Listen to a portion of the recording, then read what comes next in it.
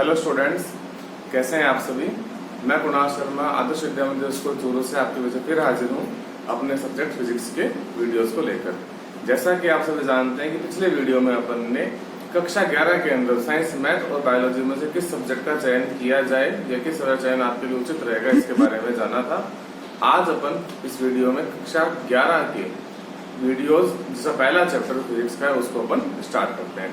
तो चलिए शुरू करते हैं। जैसा कि आप सभी जानते हैं बेटा कि अपना सब्जेक्ट है फिजिक्स।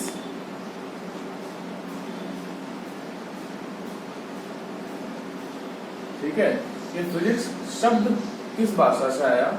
तो ये शब्द आया था ग्रीक लैंग्वेज से। ग्रीक भाषा या ग्रीक लैंग्वेज से अपने पास में ये वर्ड आया था फिजिक्स। इसका ग्रीक लैंग्वेज में मीनिंग क्या था?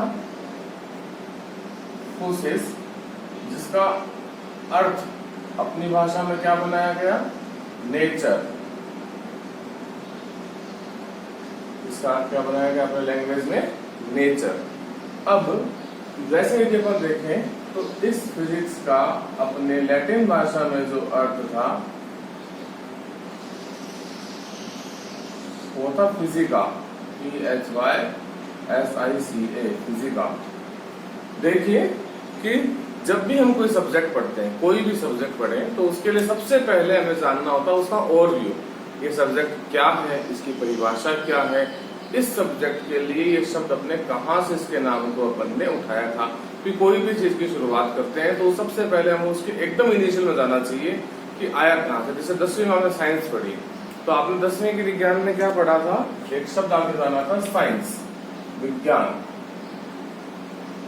तो 9th क्लास में लग जाता था आपके। ये शब्द कहां से आया था? लैटिन लैंग्वेज से। इसका मतलब क्या था? साइंसिया। और इस साइंसिया का मीनिंग अपने लैंग्वेज में क्या था?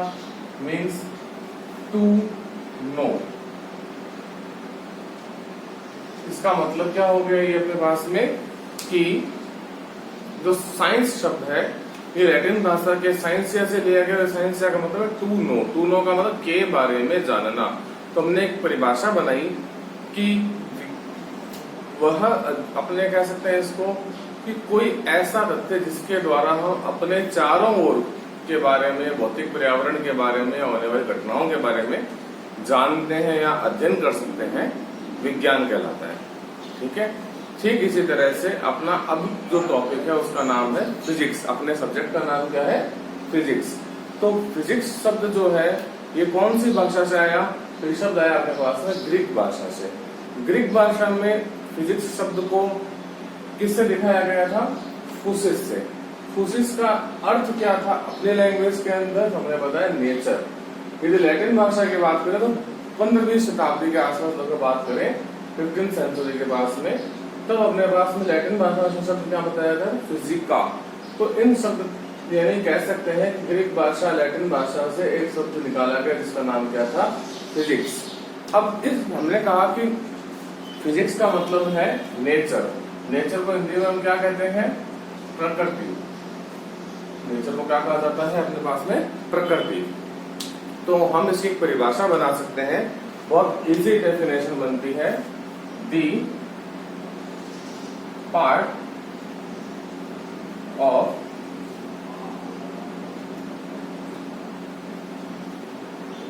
Science by which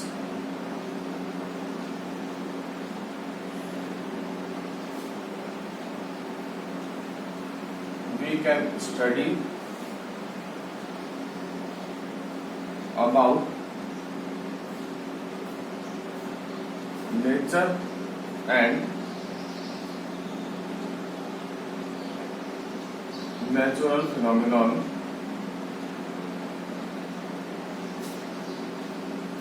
is called physics। ये अपने शब्द की परिभाषा बन गई जिसको हिंदी में हम क्या कह सकते हैं? विज्ञान की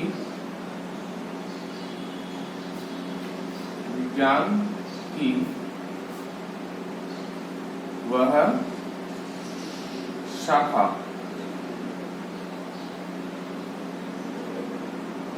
जिसकी जिसके द्वारा प्रकृति तथा प्राकृतिक घटनाओं का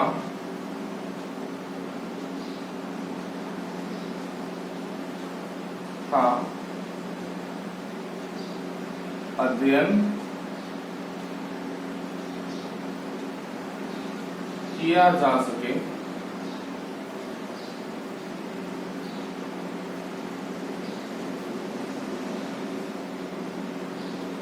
भौतिक विज्ञान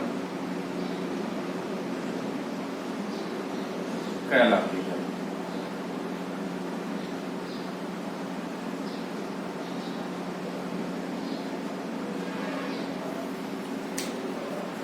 यानी देखिए बच्चों, अपने क्लास में हमने बताया कि जो ये हमने इसका डिस्क्रिप्शन लिया कि फिजिक्स शब्द कहां से आया था, हमने ग्रीक लैंग्वेज से आया था। इसका मतलब क्या था तो हमने बताया, इसका मतलब था प्रोसेस, जिसका अर्थ अपने लैंग्वेज था नेचर। तो यहाँ से एक परिभाषा बनी अपने पास में कि द पार्ट ऑफ साइंस, विज्ञान का वह भाग जिसके द्वारा हम लोग स्टडी कर सकते हैं किसके बारे में, नेचर एंड नेचुरल फिनोमिनन के बारे में। यानी कि प्रकृति तथा प्राकृतिक घटनाओं का अध्ययन करने के लिए विज्ञान की जिस शाखा को काम में लेते हैं उसे हम क्या कहते हैं, भौतिक विज्ञान कहते हैं। ठीक है स्टूडेंट्स, ये आपके लिए अपने सब्जेक्ट की पहचान थी। वैसे हम देखो, अपने एक चीज बात करें तो अपने सुबह उठने से लेकर रात को सोने तक में आपके जीवन में फिजिक्स, केमिस्ट्री का, बायोलॉजी का बहुत बड़ा रोल होता है। हर कोई छोटी से छोटी घटना जो अपन दैनिक जीवन में पूरी करते हैं वो इन सब्जेक्ट से जुड़ी हुई रहती है। जैसे चबाते समय अपन बल लगाते हैं, चबाते हैं ताकत लगाते हैं, ताकत बल में काउंट की जा सकती है। हम बात करते हैं, खाना खाते हैं, खाना पचता है तो केमिकल की बात की जा सकती है। हमारे जीवन के अंदर आने वाले, जैसे मान लो गर्मी लग रही है तो पसीना आना या पसीना सूखना, ये भी अपने बायोलॉजी से जुड़ा हुआ है। कहने का मतलब साइंस अपने जीवन में अपने पूरी दैनिक दिनचर्या से जुड़ी हुई रहती है। तो इसको समझ, यदि हम इन सब हर चीज को अपने दैनिक दिनचर्या में जोड़ के समझें तो ये सब्जेक्ट बहुत आसान हो जाते हैं, कंसेप्ट बहुत इजी हो जाते हैं। ओके स्टूडेंट्स, अब हम लोग जानते हैं प्रकृति के मूल बलों के बारे में। मूल बल का मतलब, ऐसे तो आपके कक्षा 11 के अंदर बहुत सारे आप बल के बारे में पढ़ोगे, घर्षण बल, समांगी बल, असमांगी बल, संरक्षी बल, असंरक्षी बल, बहुत सारे बलों के बारे में आप लोग पढ़ेंगे, विद्युतीय बल। ठीक है, लेकिन अभी हम बात करें मूल बल। प्रकृति के मूल बल का मतलब क्या हो गया अपने पास में, कि इस पूरे ब्रह्मांड के अंदर जो वो बल जो आपने आप लग रहे हैं, जिनके लिए हमको एक्सटर्नल सोर्स की जरूरत नहीं होती है, उन बलों के नाम क्या क्या होते हैं, ये बल कितने प्रकार के हो सकते हैं। तो चलिए इसके बारे में जानते हैं अपने।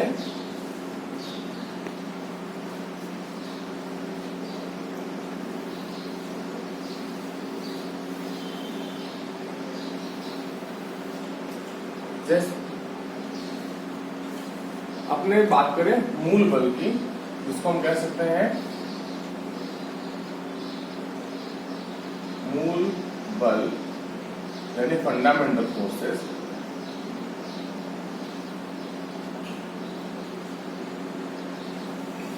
Fundamental forces, okay. इस फंडामेंटल फोर्सेस में कितने तरह के होते हैं, ये बेसिकली 4 प्रकार के होते हैं। 4 प्रकार में देखिए, फर्स्ट प्रकार अपने पास में इसके अंदर आता है प्रबल नाभिकीय बल। प्रबल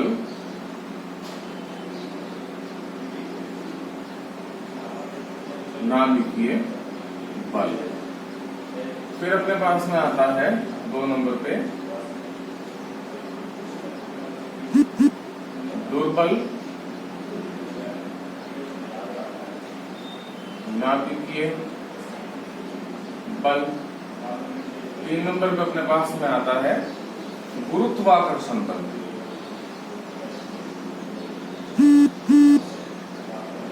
गुरुत्वाकर्षण बल। और अंत वाला बल अपने पास, चौथा बल आता है विद्युत चुंबकीय बल। विद्युत चुंबकीय बल। ये अपने पास में प्रकृति में पाए जाने वाले 4 मूल बल हैं। इन चारों मूल बलों को अपने डिस्क्राइब करें इनके ताकत के आधार पर, ये कि सबसे ज्यादा बल कौन सा होता है, सबसे कम बल कौन सा होता है। तो इसके बारे में हम जाने तो सबसे प्रबल बल कौन होता है, प्रबल नाभिकीय बल। और सबसे कमजोर बल किसे माना जाता है, तो हम कहते हैं गुरुत्वाकर्षण बल को। वैसे देखिए बच्चों, आप लोग साइंस पढ़ रहे हैं तो हर टॉपिक का इंग्लिश नेम भी हम लोगों को आना चाहिए, ठीक है। इंग्लिश नेम का मतलब है कि हमको उसके बारे में नॉलेज होना चाहिए कि इसको वर्ड को इंग्लिश में क्या कहते हैं, ताकि हमारे भविष्य के अंदर हमें कोई तरह की दिक्कत ना रहे। तो इसके लिए हम बात करते हैं प्रबल नाभिकीय बल। इसको बोला जाता है strong nuclear force.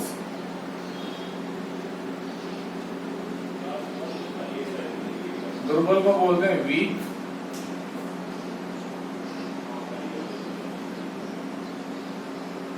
Nuclear force. इसको बोलते हैं ग्रेविटेशनल फोर्स।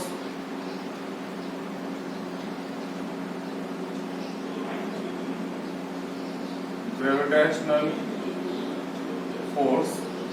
इसको बोलते हैं इलेक्ट्रोमैग्नेटिक फोर्स। इलेक्ट्रोमैग्नेटिक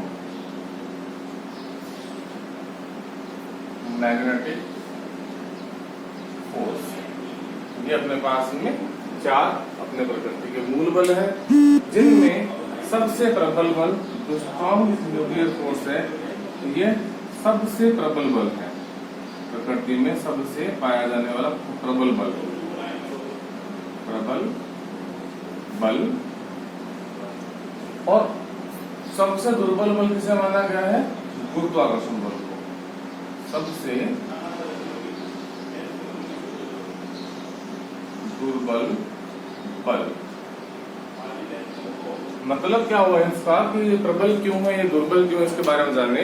तो देखो स्ट्रॉन्ग न्यूक्लियर फोर्स जो है ये काम करता है अपने न्यूक्लियस में।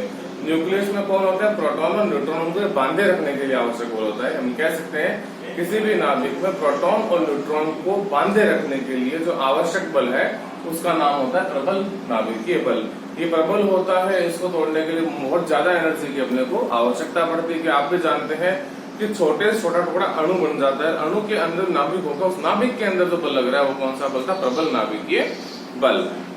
दुर्बल नाभिकीय बल आउटर ऑर्बिट के अंदर किसी भी नाभिक के चारों, हम यदि बात करें कि ये नाभिक है अपना, इस नाभिक में नाभिक और आउटर ऑर्बिट के अंदर इलेक्ट्रॉन मूव कर रहा है, तो इस इलेक्ट्रॉन और नाभिक के बीच जो बल लग रहा है इसे बोलते हैं वीक न्यूक्लियर फोर्स। ये वीक इसलिए है कि इसको थोड़ी बहुत एनर्जी देकर इलेक्ट्रॉन को रिमूव कराया जा सकता है, दूसरा इलेक्ट्रॉन इसमें ऐड भी किया जा सकता है। गुरुत्वाकर्षण बल को सबसे दुर्बल बल माना गया। ये जानने लायक है। जब देखो आप सब जानते हैं, अपने थोड़ा बहुत थ्योरी में समझा है, आज तक पढ़ा भी है कि अपने पास में धरती पे ऐसी कोई जगह नहीं है जहाँ गुरुत्वाकर्षण बल ना लग रहा हो। यदि हम इस पेन को भी छोड़ रहे हैं तो नीचे गिर रहा है, तो पेन और धरती के बीच में गुरुत्वाकर्षण बल हो गया, आकर्षण बल को हम कह सकते हैं।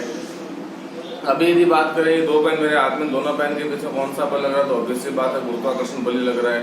लेकिन ये बल बहुत वीक है, क्योंकि यदि गुरुत्वाकर्षण बल ज्यादा होता तो हमारा चलना भी संभव नहीं हो पाता। धरती हम अपने पास में बांधे रखती, हमारा चलना भी पॉसिबल नहीं हो पाता।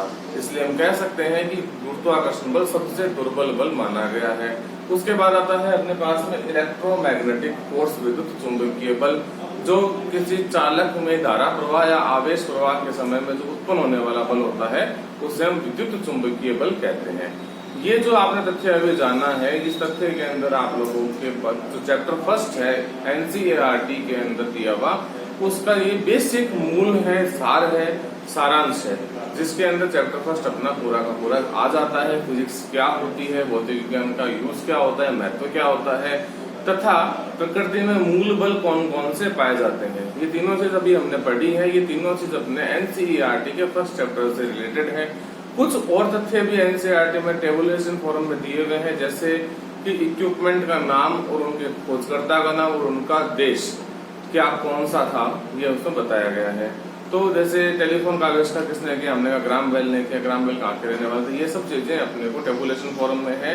ये जनरल साइंस या जीके के लिए काम की चीजें हैं, लेकिन यदि अपन चैप्टर वाइज बात करें तो अपने लिए चैप्टर में जानने लायक था फिजिक्स यानी भौतिकी ज्ञान क्या होती है, what is the use of physics यानी फिजिक्स का क्या क्या अपने जीवन में उपयोग होता है, तथा प्रकृति में मूल बल कौन कौन से पाए जाते हैं, इसके बारे में अपन ने अभी पढ़ा है। ओके स्टूडेंट्स, धन्यवाद। यदि आपने मेरे चैनल को लाइक नहीं किया है तो उसको लाइक कीजिए, सब्सक्राइब कीजिए और ज्यादा से ज्यादा शेयर कीजिए।